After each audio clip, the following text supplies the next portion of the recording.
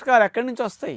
మీ శరీరం దేన్ని ఆధారంగా చేసుకుని నడవాలి, దేన్ని ఆధారంగా చేసుకుని హార్మోన్స్ని ఉత్పత్తి చేయాలి, నరాలు పనిచేయాలి కదా, కణాలు పనిచేయాలి కదా, అవయవాలన్నీ పనిచేయాలి కదా. ఇన్ని పనిచేయాలంటే ఏం కావాలి? మరి మజ్జిగలో ఏమున్నాయండి? ఉపయోగపడే బ్యాక్టీరియాలు, హెల్ప్ఫుల్ బ్యాక్టీరియాలు ఉన్నాయి. అది ఒక్కటి లాభం తప్ప ఏమీ లేవు మీకు మజ్జిగలో. కొంచెం పొట్టలో చల్లగా అనిపిస్తుంది కాసేపు. అంటే ఉపయోగపడే ఎసిడోఫిలస్ బ్యాసిల్లస్ అనే బ్యాక్టీరియాలు, ఫ్రెండ్లీ బ్యాక్టీరియాలు మజ్జిగలో ఉంటాయి. అంతవరకే. మనం బరువు తగ్గటానికి మరి పోషకాలు కావాలన్నప్పుడు శరీరం ఇంతలా శరీరాన్ని పోషించాలంటే ఎన్ని కావాలండి?